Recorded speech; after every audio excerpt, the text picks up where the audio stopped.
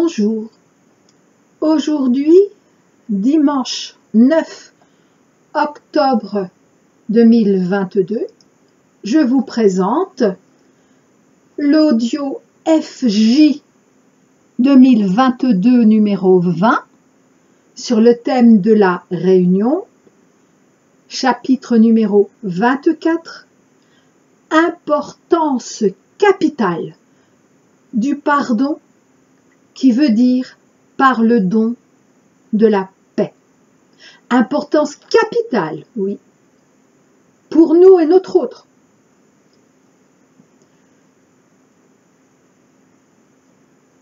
Tout d'abord, un petit clin d'œil du ciel que je n'avais pas encore compris.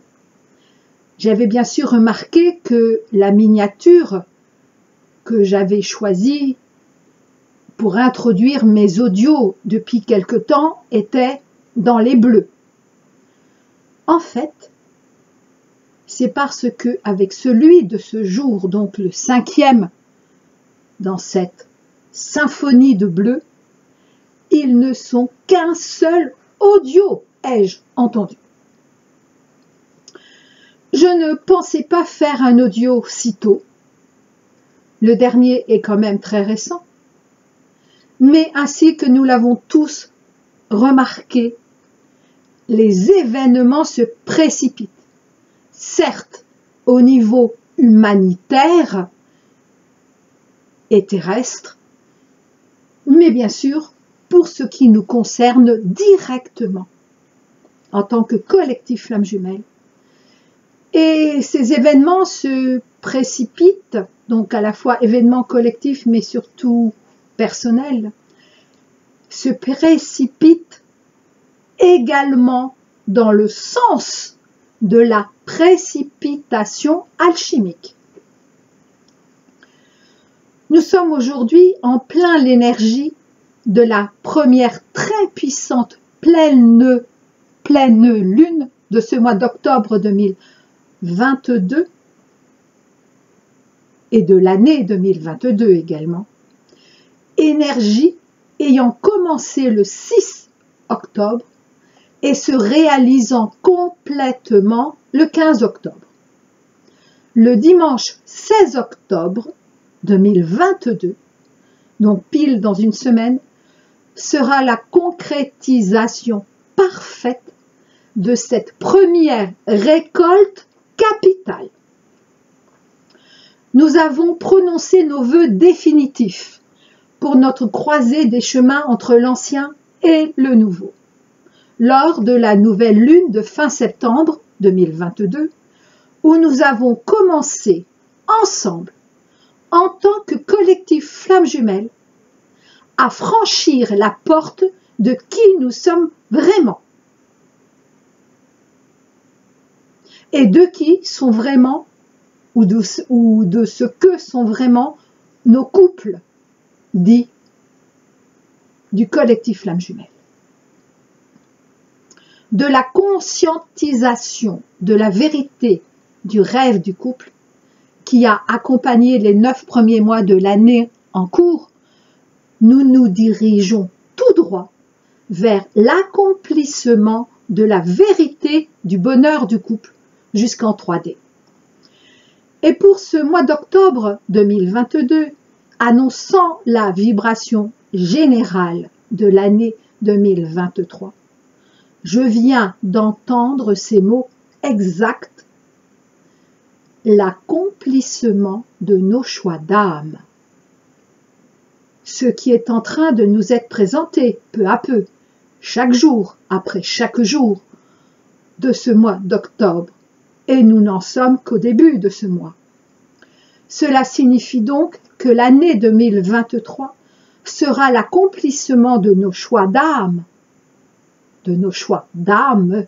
certes en tout premier pour le collectif Flammes Jumelles, les 144 000 couples,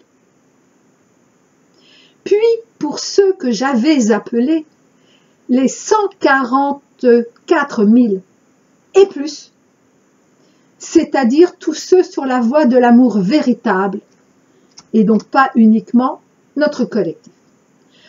Pour rappel sur ce que sont ces 144 000 et plus, voir mon audio 16 pi, la lettre pi, deuxième partie, du 19 août 2021,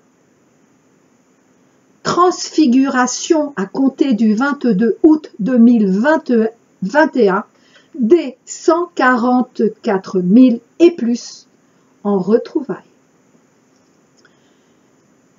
Puis, enfin, cette année 2023 sera et est déjà, en ce mois d'octobre 2022, annonciateur, la première année de l'accomplissement des choix d'âme de chaque humain. N'en doutons pas. Ainsi que vous avez pu le remarquer, beaucoup insistent sur le pardon, beaucoup qui parlent des flammes jumelles, insistent sur le pardon que nous aurions à donner à notre autre.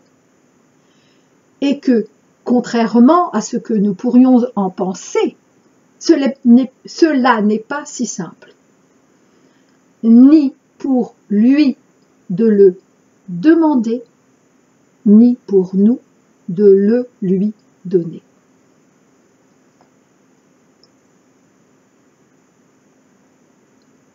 Et surtout, comme d'hab, ne pas nous croire plus gros que le bœuf, mais faire acte d'humilité envers nous-mêmes, toujours en premier envers nous, et d'honnêteté. D'ailleurs, y aurait-il véritable humilité sans honnêteté? Et ce pardon que ne m'a pas encore demandé mon autre, je me suis rendu compte qu'en fait, je ne parvenais pas à entièrement pardonner. Et plus précisément, pour ma part bien sûr, lui pardonner le fait qu'il sache parfaitement qui nous sommes l'un pour l'autre et qu'il ne me le verbalise toujours pas. Et si je ne peux entièrement pardonner, en quoi serait-ce pardon? Le pardon est total ou il n'est pas. Et je me suis rappelé ces mots par le don de la paix que j'avais reçu en channeling il y a quelques années. Et je les ai retrouvés. Et c'était donc dans le livre de Sarah, la prophétie des Sarah, en page 209. Et en voici quelques extraits de ce message du 22 février 2010, donc il y a 12 ans et demi même, ce message que j'avais intitulé avec Sarah, parce que c'est son message, ce que pourrait être votre paix.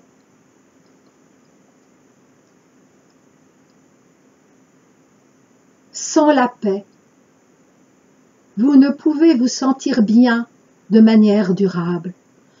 Vous ne pouvez réellement accepter les autres tels qu'ils sont. Vous ne pouvez vous accepter tel que vous êtes.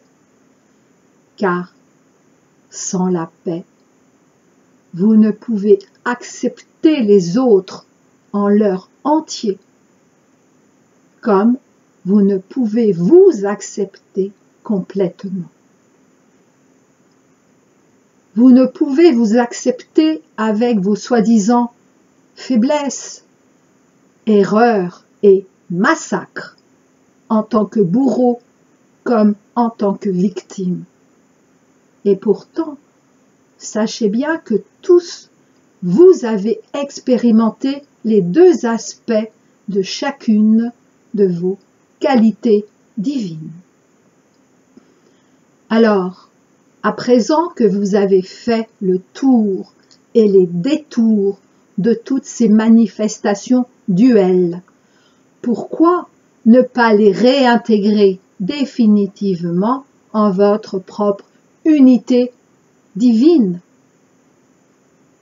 Comment? En les pacifiant, en les reconnaissant, en les honorant, en leur pardonnant, en vous pardonnant, en donnant par le don divin. Alors, petite précision de ma part, pardonnant, comme ensuite dans le texte, pardon, quand je fais cette pause entre ces deux syllabes, en fait, il y a un tiret. C'est vraiment deux mots, en fait. Voilà. Je reprends.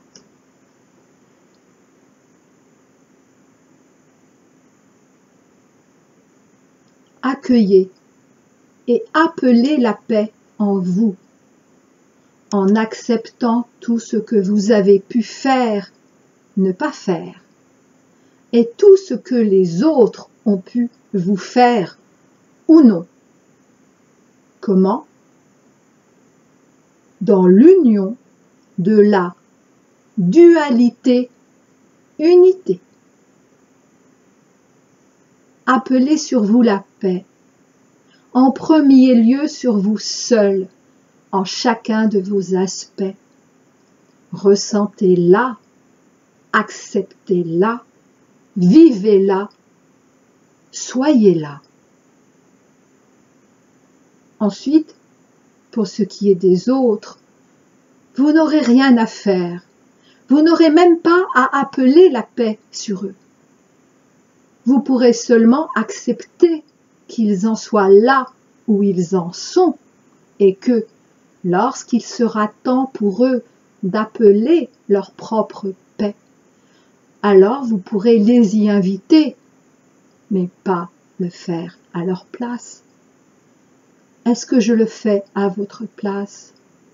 M'avez-vous entendu, lu, vous imposer quoi que ce soit? Ai-je même demandé la paix pour vous? Que nenni! Et là, Sarah, elle avait beaucoup ri. En revanche, je vous ai invité seulement, et je vous invite. Je t'invite, petit frère, je t'invite, petite sœur, à appeler et à accueillir du fond de ton cœur, du fond de ton mental, du fond de ton ventre, du fond de ton supramental, la paix divine en toi et sur toi. Car la paix est contagieuse. La véritable paix, j'entends, bien évidemment.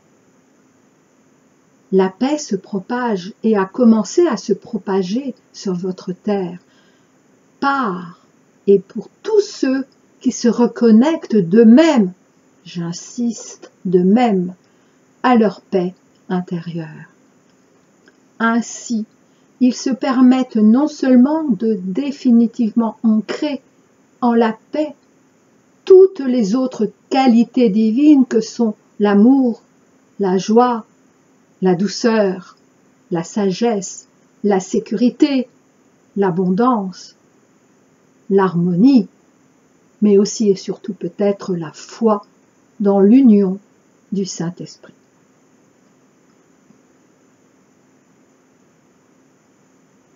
En vous redonnant la paix par le pardon, donc en vous pardonnant, c'est-à-dire en vous offrant à travers votre humanité, en vous offrant à votre divinité par le don de vous-même à vous-même. Vous redonnez à votre divinité, ou si vous préférez à votre présence, tout ce que vous avez reçu. donner et recevoir en un seul mouvement par le don du pardon, pardon du pardon, en recevant et en vous redonnant par le don ce que le pardon signifie réellement. Votre propre paix intérieure. Vous vous permettez de recevoir par le don du pardon de la paix toutes les qualités divines à nouveau réunifiées et non plus uniquement vos qualités divines humanisées, donc en apparence divisées au sein de votre illusion de la séparation. Dernier petit extrait. Recevez et redonnez la paix en votre corps physique par le biais de votre hara, en votre cœur sacré par le biais de votre cœur et en votre esprit saint par le biais de votre mental. Cette reconnexion ventre, cœur, mental qui est la première marche du supramental. Inspirez la paix en l'accueillant. Expirez la paix en la redonnant en offrande. En un mot, respirez la paix à partir de et jusqu'en toutes vos cellules, car chacune de vos cellules est respiration divine. J'ai choisi ces quelques extraits, mais en réalité son texte est beaucoup plus long et tout aussi intéressant, mais j'en aurais eu pour trop longtemps. Donc on arrive à mon propre témoignage de ce jour. Ce pardon, par le don de la paix, ne peut donc être complet, ne peut véritablement exister sans le mouvement de la paix qui unifie le donner et le recevoir. Pas de pardon véritable, sans le véritable échange qu'est le donner-recevoir en un seul mouvement, en une seule réalité. Dès lors, lorsque notre autre nous demande pardon, déjà dans l'invisible, et nous l'avons toutes parfaitement entendu cette demande, il initie ainsi le mouvement du donner-recevoir, en nous donnant, en nous offrant sa demande via le don de sa propre paix non encore conscientisée, sa propre paix non encore conscientisée. N'oublions pas, ils sont encore à dominante yin. Tandis que lorsque nous lui offrons notre pardon, toujours en premier dans l'invisible, par le don de notre propre paix, non encore réalisée, nous sommes encore à dominante yang, nous permettons ensemble le donner-recevoir du pardon dans la paix. Je vais reprendre sans mes parenthèses. Dès lors que notre autre nous demande pardon, en initiant ainsi le mouvement du donner-recevoir, en nous offrant sa demande via le don de sa propre paix, tandis que nous lui offrons notre pardon par le don de notre propre paix, nous nous donnons et recevons en même temps le donner-recevoir du pardon dans la paix. Et cela, je viens juste de le comprendre. Il nous revient à nous, les encore yang, de leur avoir vraiment déjà et depuis l'invisible.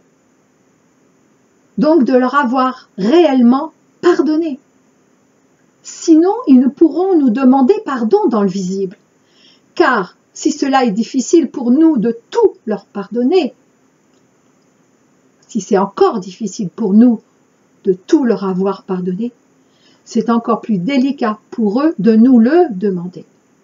Ils ne se sentent pas dignes de notre pardon. Ils ont tellement honte, ils culpabilisent tellement. Dès lors, comment pourraient-ils oser nous le demander? Ne croyons pas non plus. Oui, mais si vous le croyez, eh bien vous le croyez, évidemment. Ne croyons pas que nous leur ayons déjà entièrement pardonné, et donc en réalité, tout simplement leur avoir pardonné. Car nous, à dominante yang, nous avons plus de mal à pardonner qu'à demander pardon. Et eux, c'est l'inverse, c'est le contraire. Ils ont plus de mal à demander pardon qu'à pardonner.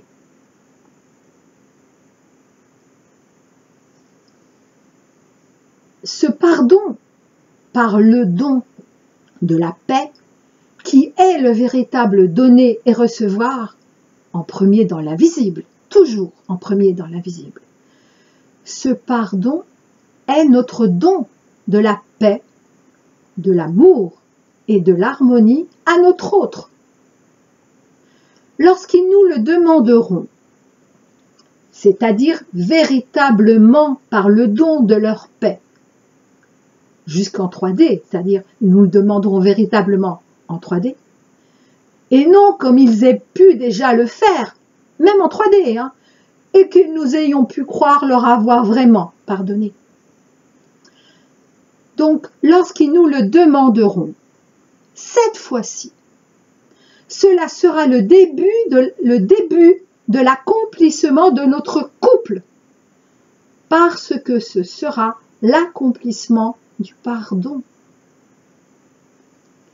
C'est seulement après notre véritable pardon depuis l'invisible qu'ils pourront véritablement nous donner, nous offrir leur demande et que nous saurons la recevoir. Comme lorsque nous leur pardonnerons vraiment, c'est-à-dire quand ça sera concrétisé en 3D, c'est alors que nous leur donnerons et qu'ils pourront à leur tour recevoir.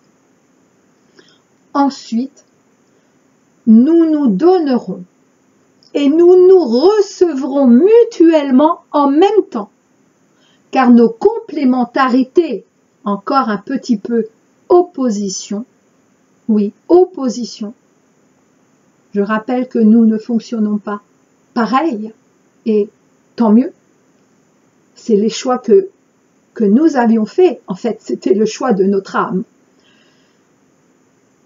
Et donc, quand nous nous donnerons et nous nous recevrons mutuellement, nos complémentarités se seront complétées.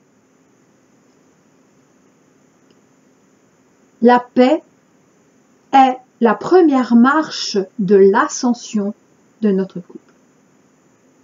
Comme la paix est la première marche de l'ascension collective. Pourquoi croyez-vous, croyons-nous que justement tout est fait pour que nous ne connaissions pas la paix? Tous les événements extérieurs, toutes les interventions extérieures, et là je parle au niveau collectif mais également au niveau humanitaire pour toute l'humanité, toutes ces sabotages de notre paix qui contient la sécurité.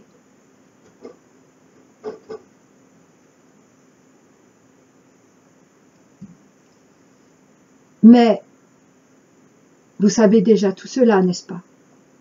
Je vais terminer en disant que sans la paix véritable, pas d'ancrage définitif de l'amour et de l'harmonie, ni pour nous, ni pour chacun de l'humanité.